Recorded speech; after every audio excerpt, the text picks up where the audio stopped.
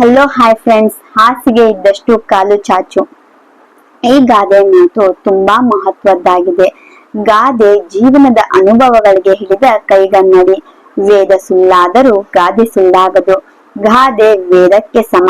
ತುತ್ತು ಅನ್ನ ತಿನ್ನೋಕೆ, ಬೊಗಸೆ ನೀರು ಕುಡಿಯೋಕೆ, ತುಂಡು ಬಟ್ಟೆ ಸಾಕು ನನ್ನ ಮಾನ ಮುಚ್ಚೋಕೆ, ಅಂಗೈಗಳ ಜಾಗ ಸಾಕು ಹಾಯಾಗಿರೋಕೆ ಅನ್ನೋ ಹಾಗೆ ಆಸೆಗೆ ಮಿತಿ ಇಲ್ಲ.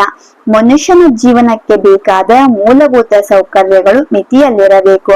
ಹಾಸಿಗೆ ಇದ್ದಷ್ಟು ಕಾಲು ಚಾಚು, ಇಲ್ಲವೇ ಕಾಲು ಇದ್ದಷ್ಟು ಹಾಸಿಗೆ ಖರೀದಿಸು ಎಂಬ ವ್ಯಂಗ್ಯ ಮಾತನ್ನ ಇಂದು ಕೇಳಬೇಕಾಗಿದೆ. ಸಾಲ ಮಾಡಬೇಕಾಗುತ್ತದೆ. ಹಾಸಿಗೆ ಇದ್ದಷ್ಟು ಕಾಲು ಚಾಚದಿದ್ದರೆ ಸಾಲ ಮಾಡಬೇಕಾಗುತ್ತದೆ. ಆಡಂಬರದ ಜೀವನ, ಅದ್ದೂರಿತನ ನಮಗೆ ಸಾಲ ಮಾಡುವಂತೆ ಮಾಡಿ ನೆಮ್ಮದಿಯ ಜೀವನವನ್ನ ಹಾಳು ಮಾಡುತ್ತದೆ.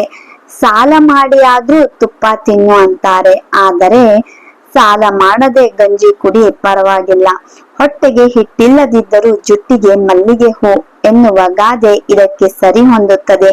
ನಮ್ಮ ಯೋಗ್ಯತೆ, ನಮ್ಮ ಶಕ್ತಿಯನುಸಾರವಾಗಿ ನೈತಿಕತೆಯನ್ನರಿತು ಸ್ಥಿತಿಗತಿ ನೋಡಿ ಜೀವನ ನಡೆಸಬೇಕಾಗುತ್ತದೆ.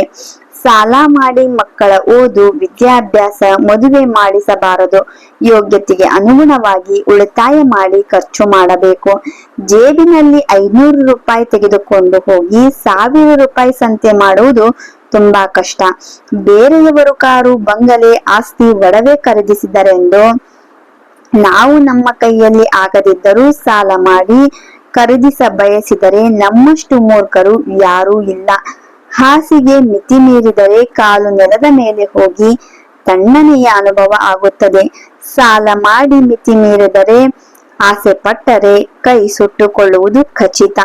ಒಟ್ಟಾರೆಯಾಗಿ ಹಾಸಿಗೆ ಮೀರಿ ಕಾಲು ಚಾಚಿದರೆ ಅಪಾಯ, ತೊಂದರೆ, ಕಟ್ಟಿಟ್ಟ ಬುತ್ತಿ ಎಂಬುದು ಈ ಗಾದೆ ಮಾತಿನ ಸಾರಾಂಶವಾಗಿದೆ. ಈ ಒಂದು ಗಾದೆ ಮಾತು ಇಷ್ಟವಾದಲ್ಲಿ ಪ್ಲೀಸ್ ಲೈಕ್ ಮಾಡಿ, ಶೇರ್ ಮಾಡಿ, ಸಬ್ಸ್ಕ್ರೈಬ್ ಮಾಡಿ. ಧನ್ಯವಾದಗಳು.